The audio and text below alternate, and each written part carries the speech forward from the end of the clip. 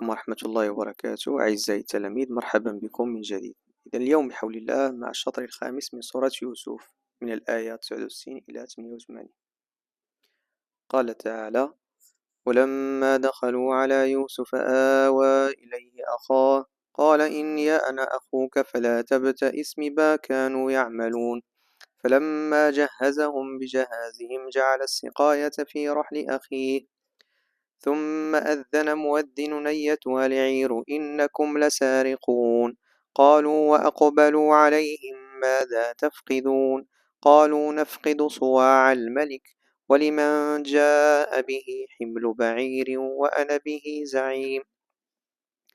قالوا تالله لقد علمتم ما جئنا لنفسد في الأرض وما كنا سارقين. قالوا فما جزاؤه إن كنتم كاذبين؟ قالوا جزاؤه من وجد في رحله فهو جزاؤه كذلك نجزي الظالمين. فبدأ بأوعيتهم قبل وعاء أخيه ثم استخرجها من وعاء أخيه كذلك كدنا ليوسف ما كان ليأخذ أخاه في دين الملك إلا أن يشاء الله نرفع درجات من نشاء وفوق كل ذي علم عليم.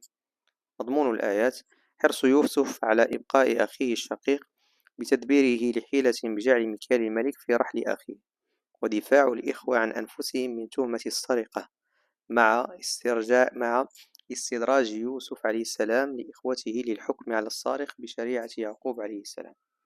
الحكم المستفاد: تحريم السرقة لكونها من أكبر الفساد في الأرض. القيمة: عمارة الأرض وقيمة العلم.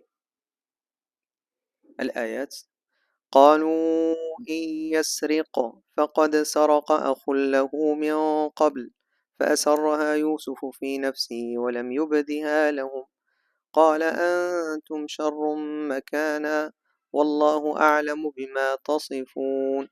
قالوا يا أيها العزيز إن له أبا شيخا كبيرا فخذ أحدنا مكانه إنا نراك من المحسنين.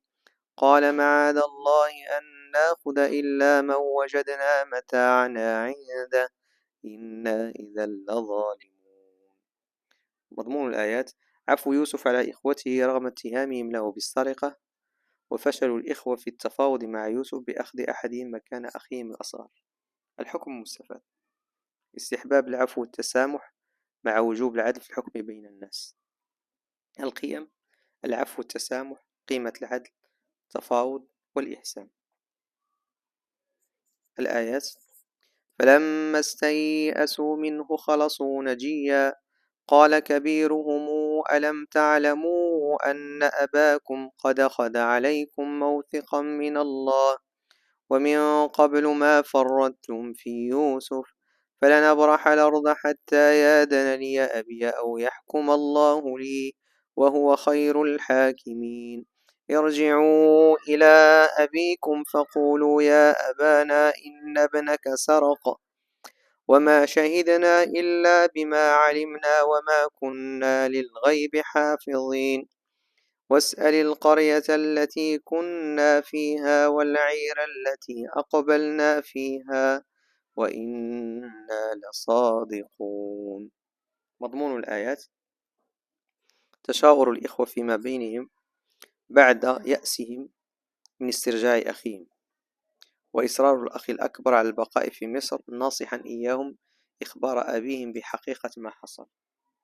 الحكم المستفاد: وجوب التشاور للوصول إلى الحل المناسب. القيمة: التشاور وقيمة الصدق.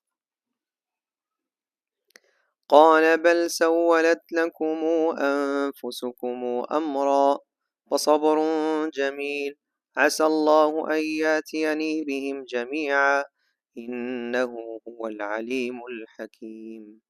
وتولى عنهم وقال يا أسفا على يوسف وابيضت عيناه من الحزن فهو كظيم. قالوا تالله تفتأ تذكر يوسف حتى تكون حرضا أو تكون من الهالكين. قال إنما أشكو بثي وحزني إلى الله وأعلم من الله ما لا تعلمون. مضمون الآيات: صبر يعقوب على فقدان أبنائه ويقينه في عودتهم، وتجدد حزنه على يوسف جعله يفقد بصره، مع إعراضه عن الإخوة واستعانته بالله تعالى. الحكم المستفاد: وجوب الصبر عن التشكي من ألم الابتلاءات، واليقين بأن الفرج قريب. القيمة: الصبر واليقين، الرضا بقضاء الله، وقيمة العلم. الآيات: يا بني يذهبوا فتحسسوا من يوسف وأخيه ولا تيأسوا من روح الله إنه لا ييأس من روح الله إلا القوم الكافرون. فلما دخلوا عليه قالوا يا أيها العزيز مسنا وأهلنا الضر وجئنا ببضاعة مزجاة فأوف لنا الكيل وتصدق علينا إن الله يجزي المتصدقين. مضمون الآيات: أمر يعقوب للإخوة بعدم اليأس في البحث عن أخبار يوسف وأخيه، وإحسان يوسف عليه السلام إلى إخوته بعد عودتهم مرة أخرى إلى مصر طالبين المساعدة لمواجهة الجفاف. الحكم المستفاد: تحريم اليأس من رحمة الله، واستحباب مساعدة المحتاج ولو أساء إليك. القيمة: اليقين، البذل. دمتم في رعاية الله وحفظه.